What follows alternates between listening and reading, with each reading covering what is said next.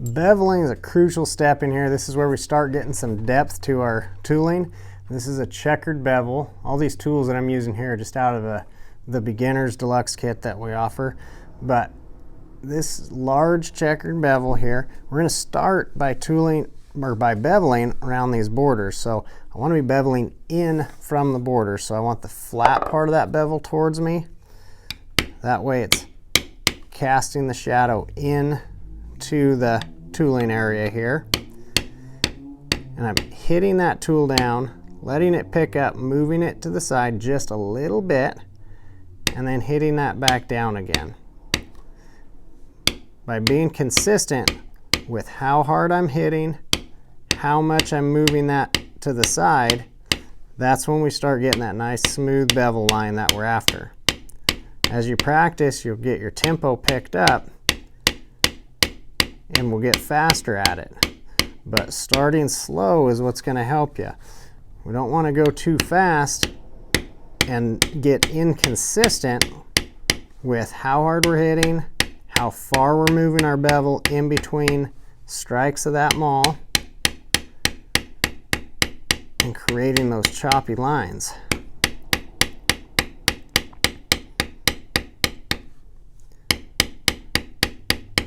Notice the other thing is I'm holding that bevel straight up and down. I'm not really tipping it one way or the other and not tipping it forward and back. If I tip it at all right now, I'm tipping it just a little bit away from the direction I'm heading. And that's just helping me pick that back up onto the leather as I'm moving that sideways.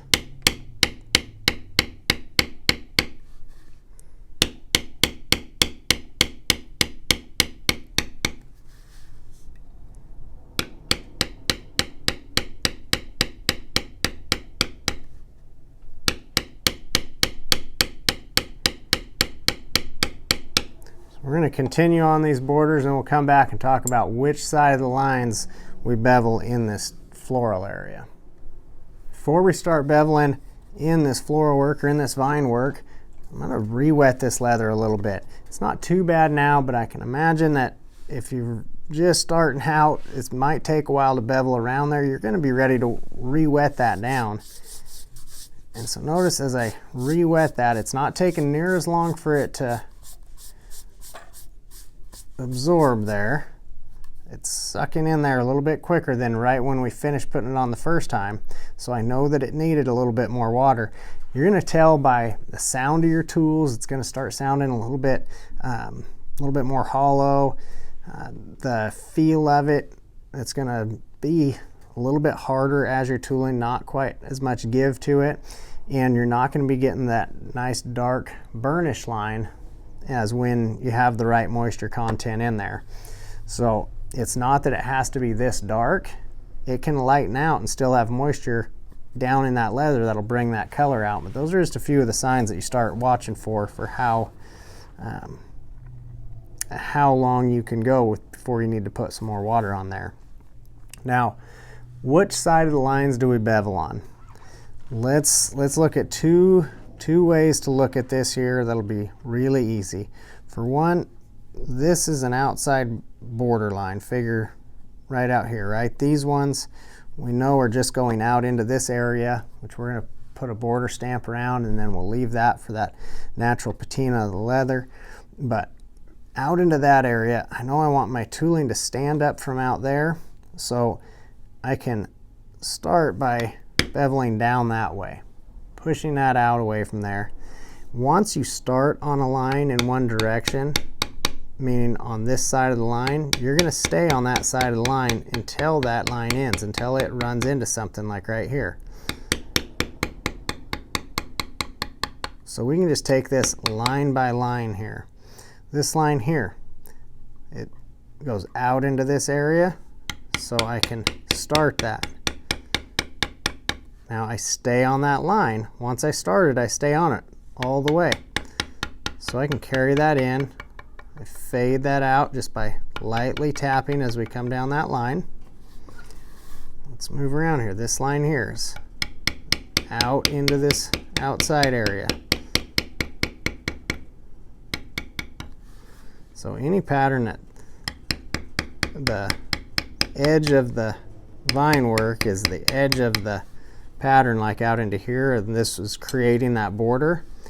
This is a great way, as you start on that border line and continue these lines as far as they go in that same direction.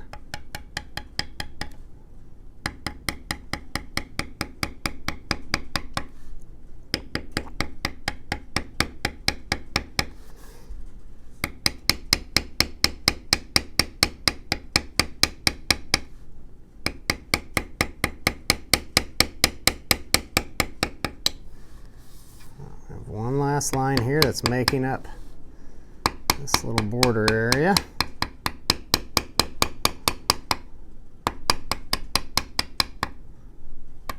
Okay, now around these two sides, those are tucked under that border. We've already beveled that border. So what about the rest of the lines? Remember, we marked those background spots. That's the other cheat there. So if we find a background spot, we know that that's going to be background, so everything else is standing up, so we need to push down, bevel towards those backgrounds. So here's a background spot, and here's a line to it. I'm going to bevel towards that background. Again, once we start on that line, continue it the rest of the way.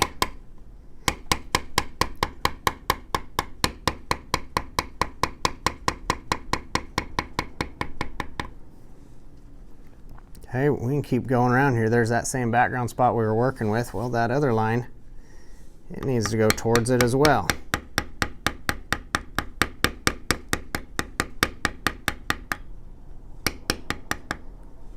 This background spot here, this curve is part of that. So we're going to go around the whole way.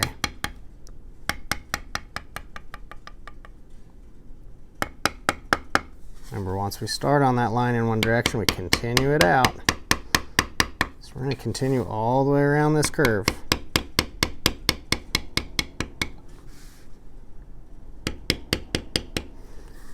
Anytime I come back into a spot here, you see that little mess it makes right there? I just turn that bevel and go back over that line for right there where it intersects.